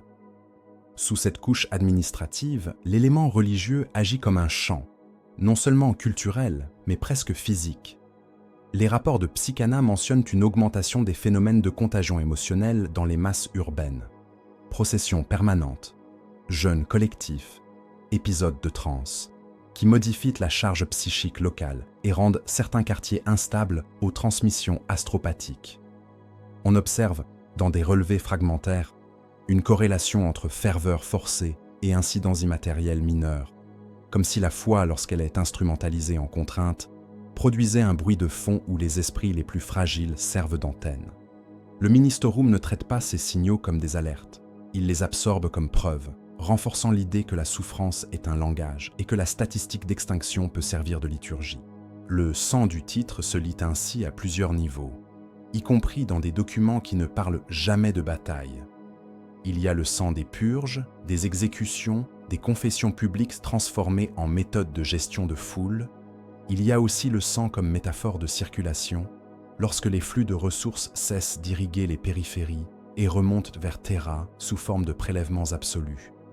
Des mondes agricoles, notés autrefois stables, basculent en famine par surtaxe. Des mondes forges réduisent leur cycle de maintenance pour satisfaire des quotas, accélérant la corrosion des machines. Des segments entiers voient leur démographie chuter sous le double effet de la pénurie et de la répression. L'impérium, immense organisme, continue de bouger, mais avec des membres devenus froids que l'on ne sent plus jusqu'au jour où ils cessent de répondre. Le point de bascule, tel que le conservent les archives, ne se présente pas comme une libération, mais comme une correction violente de trajectoire institutionnelle. L'adeptus custode, habituellement absent des affaires de gouvernement, réapparaît dans les textes comme une contrainte appliquée au centre, rarissime et définitive. L'âge de l'apostasie, dans sa conclusion, laisse surtout une innovation paradoxale. L'émergence d'un ordre armé, issu du Ministorum, mais placé sous un verrou doctrinal, afin que la foi conserve une force de défense sans redevenir un instrument d'usurpation. Les premiers enregistrements concernant l'Adepta Sororitas se lisent comme un compromis gravé dans la structure même de l'impérium, où la pureté n'est plus un idéal mais une clause de sécurité, et où la mémoire de la dérive est conservée par des interdictions aussi précises qu'un schéma de circuit. Lorsque le trône cesse de vaciller dans les registres, il ne retrouve pas une santé. Il retrouve une immobilité plus stricte.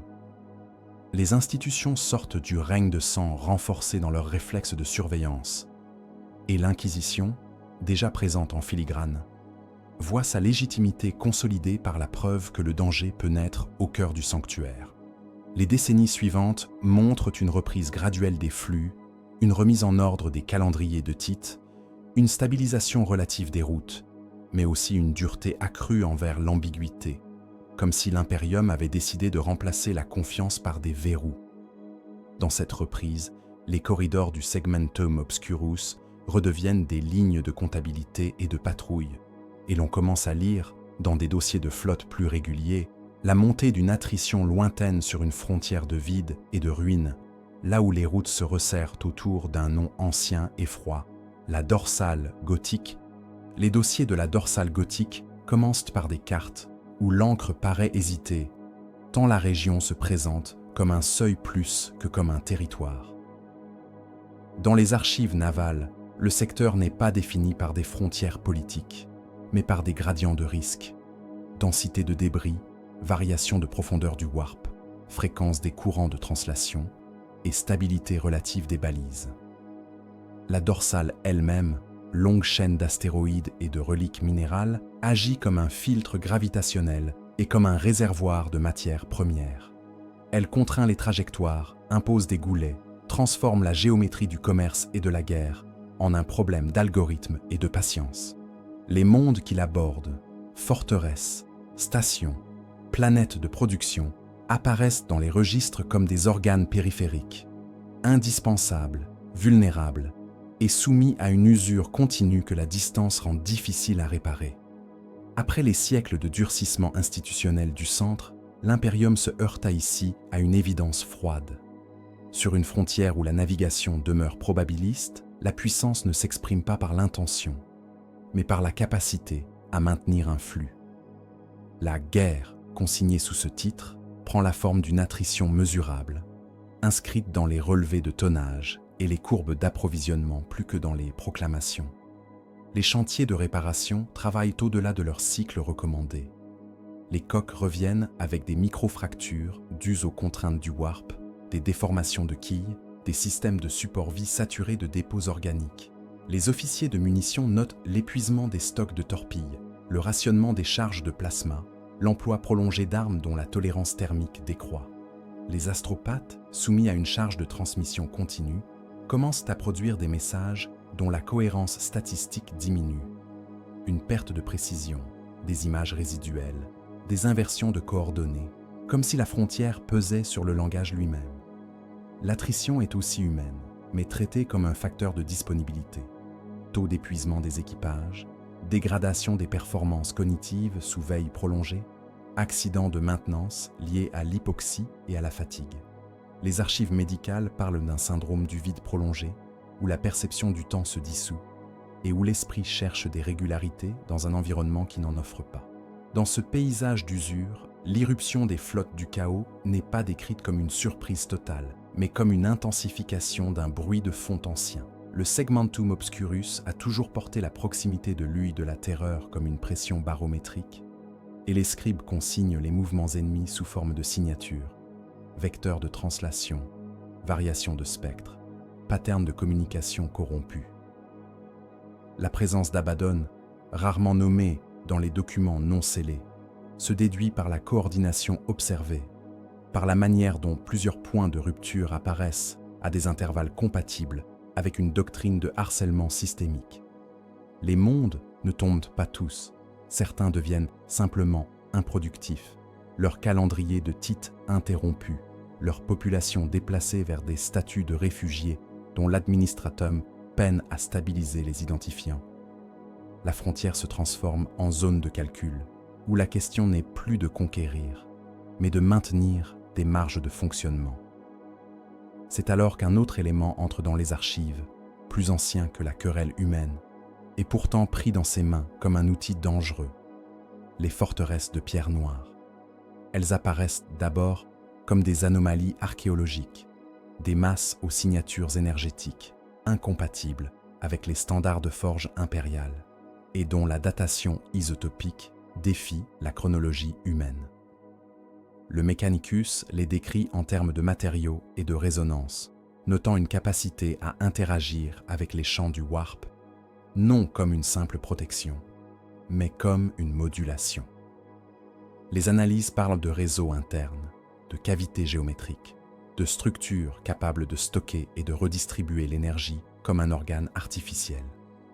Leur récupération partielle, puis leur utilisation, introduit une inquiétude méthodologique. Employer une relique dont la compréhension est incomplète revient à accepter une dépendance envers l'inconnu. Les forteresses deviennent ainsi des points de bascule, non par leur puissance visible, mais parce qu'elles forcent l'impérium à admettre que l'univers contient des technologies qui transforment la métaphysique en mécanique. L'attrition, dès lors, n'est plus seulement matérielle, elle devient doctrinale. Les ordres de bataille se doublent de décrets de censure. Les rapports d'essai sont compartimentés. Les prêtres de Mars ajoutent des litanies de précautions à des procédures qui relèvent davantage de la physique spéculative que de la maintenance. Lorsque ces structures sont perdues, détruites ou rendues inutilisables, les archives ne parlent pas d'échec, mais d'une réduction de risque par suppression d'un facteur incontrôlable. Il demeure toutefois une trace persistante dans les marges. La sensation que la galaxie recèle des leviers capables de plier les règles et que la guerre moderne consiste autant à les trouver qu'à survivre à leur emploi.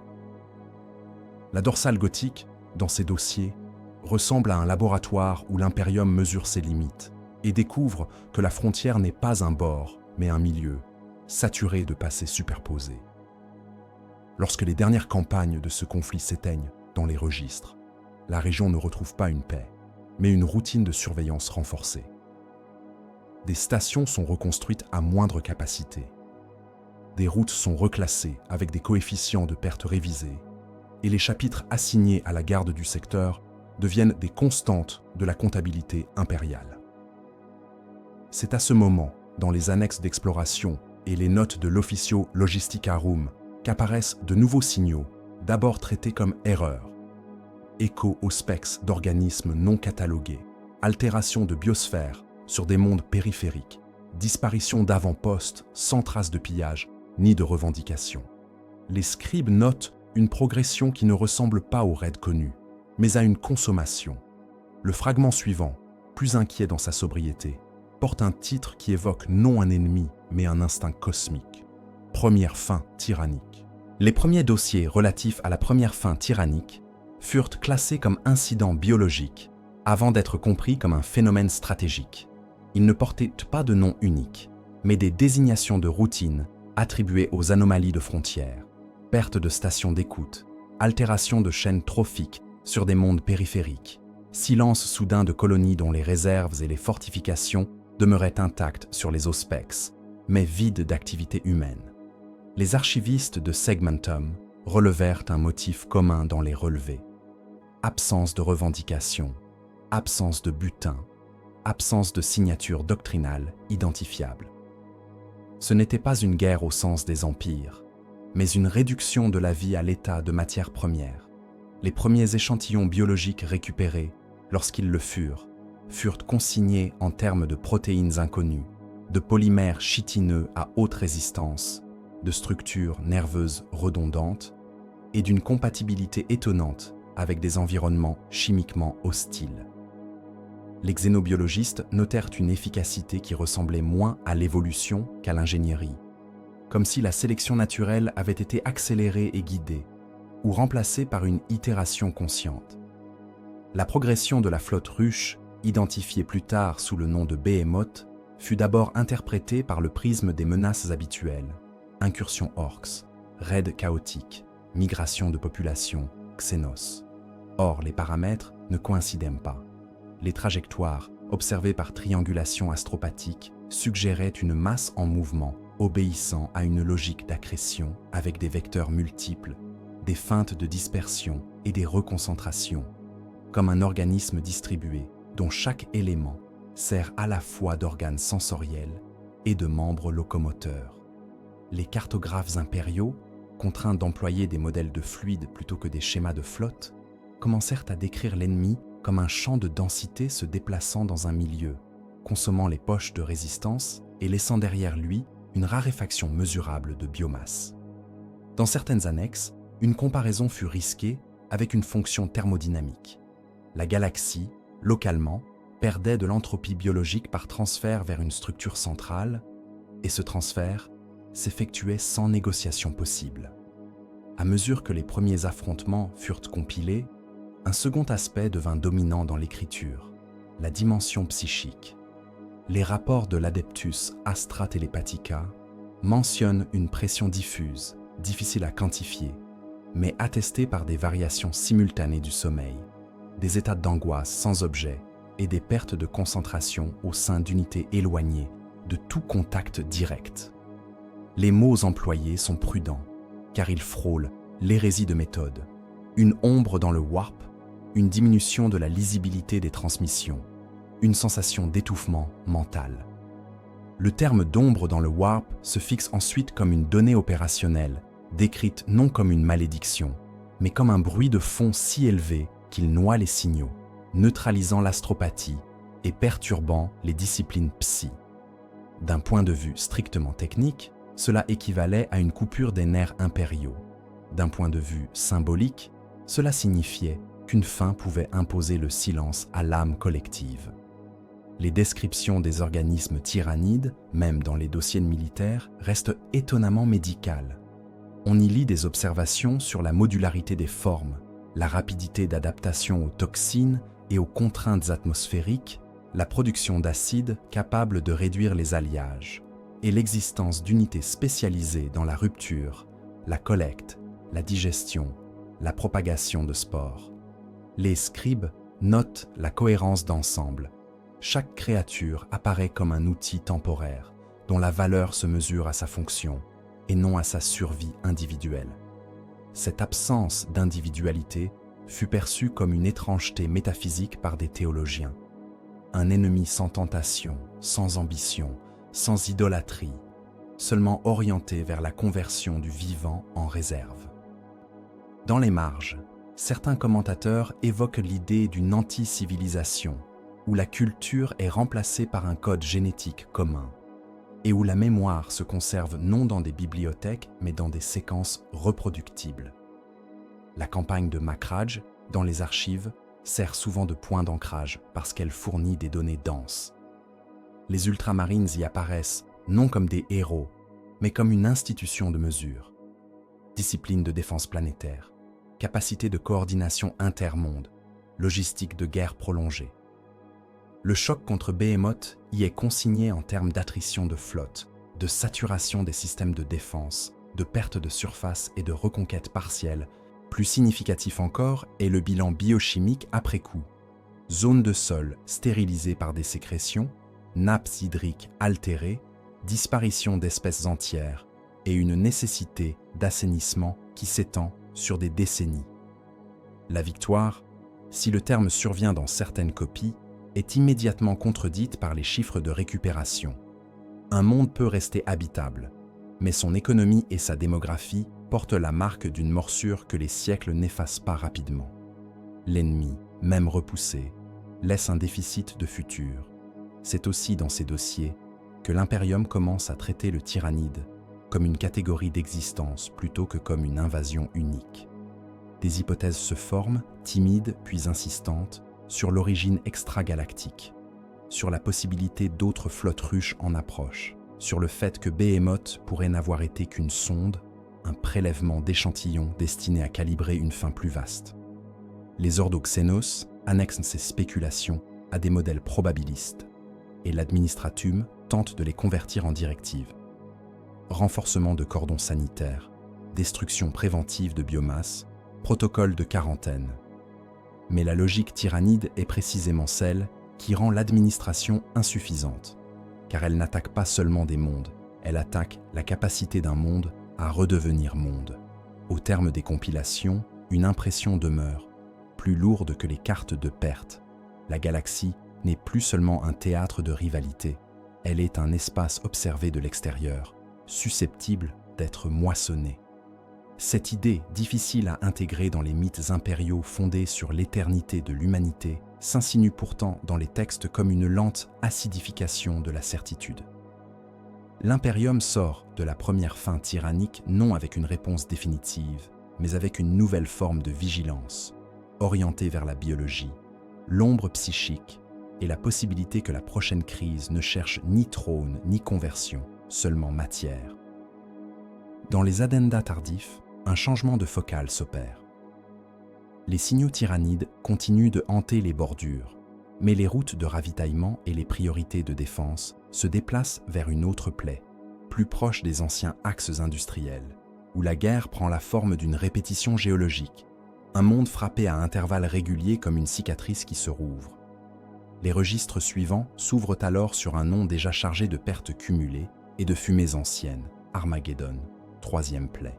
Les archives d'Armageddon portent une répétition qui n'appartient pas au hasard, comme si la planète avait été assignée à un rôle de chambre de combustion dans la mécanique impériale.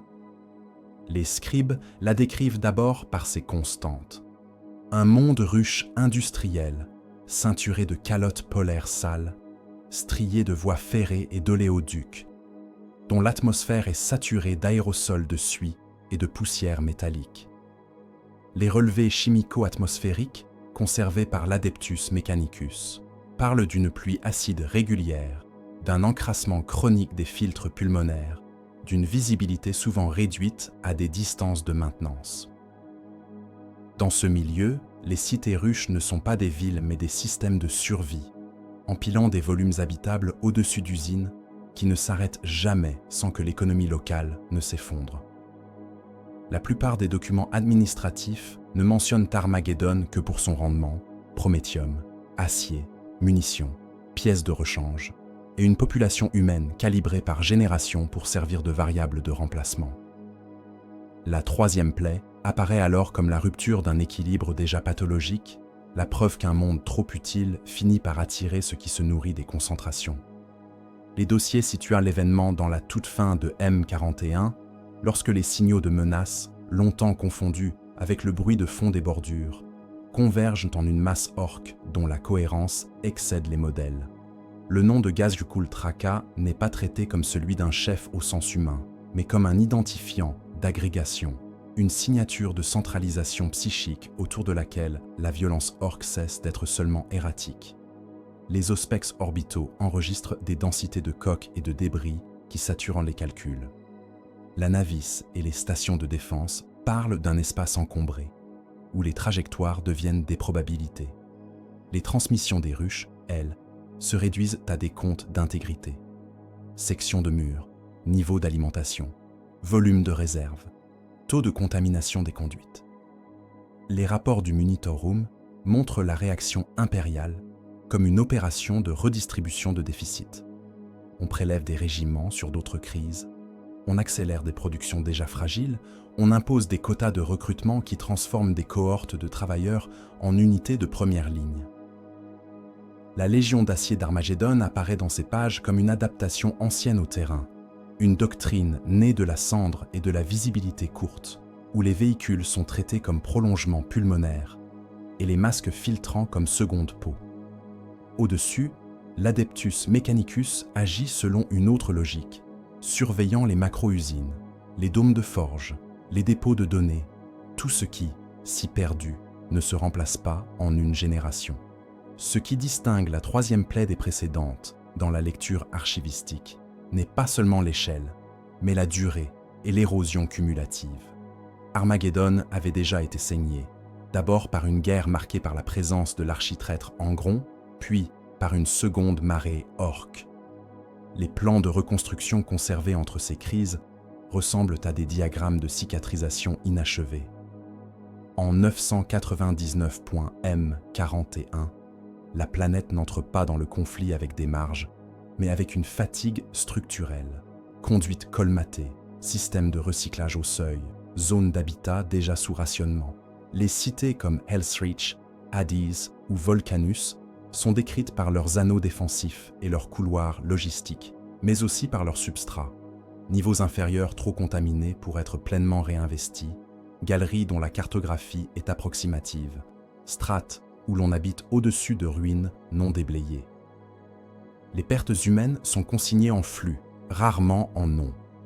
Ce sont des courbes de rendement qui chutent, des tableaux de remplacement qui n'atteignent plus les objectifs, des hôpitaux saturés où l'on traite autant les brûlures chimiques et les pneumoconioses que les blessures directes.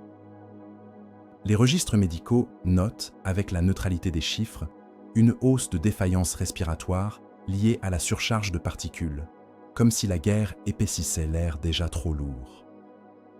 Dans les mêmes pages, l'intervention de chapitre Astarte est mentionnée sans exaltation, comme un facteur de stabilisation locale, une réserve de cohérence insérée dans un système qui tend à se dissoudre. La présence des titans, lorsqu'elle apparaît, est décrite par ses besoins.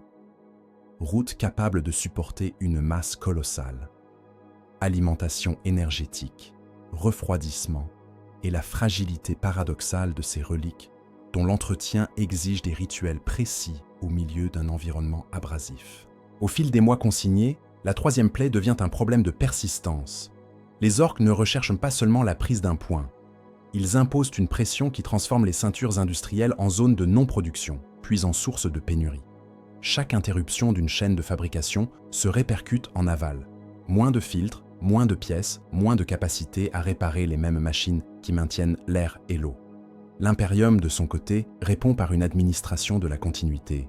Convois escortés, couloirs de ravitaillement, relance de production en conditions dégradées, transfert de population vers des volumes habitables plus sûrs, ce qui accroît la densité et la vulnérabilité épidémiologique. Les notes de l'ordo Xenos, plus discrètes, observent un autre phénomène. La façon dont la masse orque modifie l'écologie psychique du théâtre, comme si la simple présence de millions d'esprits brutaux rendait le réel plus rugueux, plus propice à l'improvisation matérielle des Xenos, et plus difficile à stabiliser pour les transmissions et les prévisions. La guerre, dans ces documents, n'a pas de fin nette.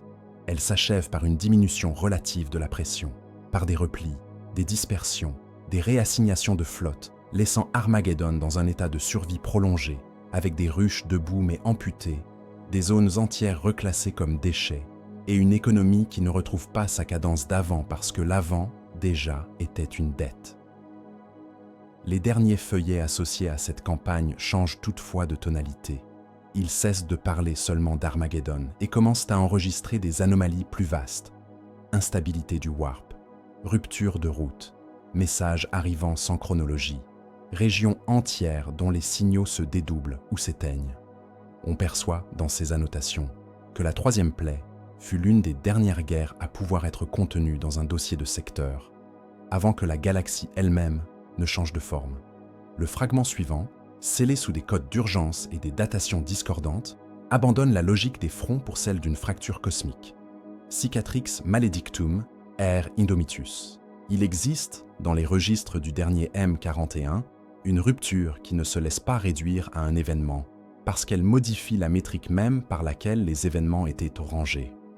La Cicatrix maledictum n'apparaît pas d'abord comme une balafre rouge sur les cartes, mais comme une cascade d'incohérences, des messages dont la date précède l'émission, des itinéraires devenus statistiquement impossibles, des stations de veille renvoyant des échos qui ne correspondent à aucun volume réel. Les cartographes de la Navis Nobilite notent une augmentation brutale de la variance dans les dérives de translation. Les médecins du Scholastica Psychana consignent des syncopes collectives, des hallucinations concordantes et une hausse de mortalité parmi les esprits sensibles, comme si la pression immatérielle avait franchi un seuil de tolérance biologique. Les cogitateurs, confrontés à des flux de données contradictoires, produisent des cartes dont certaines zones se couvrent d'un noir administratif, non par ignorance, mais par incapacité à stabiliser une représentation. La fracture se stabilise ensuite comme une structure, un corridor d'immatériel excité traversant la galaxie, dont les bords ne sont pas des frontières, mais des gradients. Les relevés au spex et les extrapolations astropathiques convergent vers une conclusion prudente. L'espace interstellaire conserve ses coordonnées, mais la navigation devient un acte de pari, et la communication une suite de probabilités faibles. Dans la bande de la Cicatrix, les champs de Geller sont soumis à une fatigue accélérée. Les systèmes de bord enregistrent des variations de constantes, et les équipages, même indemnes, reviennent avec des altérations mnésiques discrètes, comme si le temps de bord et le temps externe ne trouvaient plus d'alignement stable. L'Imperium, organisme maintenu par des voies nerveuses immatérielles, perd alors une partie de sa sensibilité. Des mondes continuent d'exister, mais cessent d'être joignables. Des loyautés persistent, mais ne peuvent plus être confirmées. Des titres sont dus, mais l'ordre de prélèvement n'arrive pas, ou arrive après l'effondrement de la capacité de payer. Les documents lient cet état au désastre de Cadia par une logique de conséquence, plutôt que par une narration. Cadia, longtemps traité comme un verrou, fut aussi un point de référence dans les routines de défense, un repère d'anticipation. Lorsque le verrou cède, ce qui se libère n'est pas seulement une route pour l'ennemi, mais une décompression de pression accumulée dans l'immatériel. Les registres parlent d'une obscurité soudaine, la noctis aeterna, durant laquelle l'astronomicant devient intermittent ou illisible selon les régions. Les astropathes décrivent un silence qui n'est pas absence de signal, mais excès de bruit, une saturation émotionnelle du warp où chaque pensée est noyée dans une houle de formes incohérentes. Sur Terra, l'éloge du Ministerum consigne une multiplication de rites d'apaisement. Sur Mars, les prêtres de données enregistrent des oscillations dans les noosphères, comme si même les machines ressentaient la perte d'une direction stable. De cette discontinuité naît une reclassification durable, l'imperium sanctus, encore relié au centre par des routes imparfaites, et l'imperium nihilus, territoire non pas perdu, mais rendu incertain, où l'autorité ne peut plus se déplacer à l'échelle qu'elle exigeait. Les archives décrivent les effets comme des phénomènes de seuil. Certains systèmes basculent dans une autonomie contrainte, recyclant leurs institutions comme on recycle des pièces rares. D'autres se raidissent dans une théocratie locale, cherchant à compenser l'absence de coordination par une intensification de la certitude. Des mondes forges voient leur cadence décliner faute de composants importés. Des agrimondes se retrouvent surchargés de réfugiés. Des garnisons cessent d'être ravitaillées et convertissent leur discipline en économie de siège permanente. Dans Nihilus, la guerre n'est pas toujours visible. Elle est souvent une lente désagrégation des marges de survie, enregistrée en chiffres de natalité, en défaillance de purification d'eau, en panne de réacteurs non réparés. L'ère Indomitus, telle qu'elle ressort des compilations, correspond à une réponse de stabilisation plus qu'à une reconquête. La réapparition de Robert Guilliman est notée avec une sobriété d'état-major, rétablissement d'une chaîne de commandement de grande portée, redéfinition des priorités et réorganisation des flux militaires et industriels. Les primaris, consignés dans des annexes biométriques et logistiques, sont décrits comme une augmentation de capacité, une standardisation génétique visant à réduire certaines fragilités observées depuis l'hérésie. Leur introduction dans les chapitres existants est enregistrée comme un processus de compatibilité et de friction, ajustement des rites, réallocation de ressources, reconfiguration des doctrines de recrutement. Les documents évitent les proclamations. Ils s'attardent sur les contraintes matérielles, sur le coût en coque, en carburant, en navigateur, en astropathe, sur la fatigue des routes et la difficulté d'acheminer un ordre identique à travers un milieu qui le déforme. La croisade Indomitus, dans cette lecture, ressemble à un appareillage médical appliqué à un empire fracturé. Elle établit des couloirs de circulation, rallume des relais, revalide des mondes pivots et reconstitue une capacité de réaction là où le temps de réponse était devenu mortel. Mais les registres insistent sur ce que la stabilisation ne supprime pas. La cicatrix demeure et son existence modifie la théologie comme la science.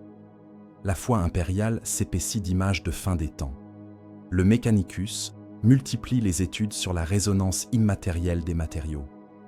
L'Inquisition augmente ses compartimentations, considérant que l'ignorance partagée est parfois plus sûre que la connaissance diffuse. Même dans Sanctus, la normalité devient une construction fragile, maintenue par une dépense continue de ressources et de silence. À la fin des dossiers, l'impression dominante n'est ni le triomphe, ni la ruine totale, mais un changement d'échelle du fardeau. L'Imperium apprend à vivre avec une cicatrice qui traverse ses cartes et ses prières, et dont chaque oscillation rappelle que la galaxie n'est pas un espace neutre, mais un milieu où la pensée laisse des dépôts. Les dernières pages laissent place à des addendas incomplets sur des régions encore muettes, des croisements de routes jamais revalidés, et des signaux isolés provenant d'au-delà des marges cartographiées, comme si d'autres fragments, non classés, attendaient encore que la poussière retombe et que le langage redevienne capable de les contenir.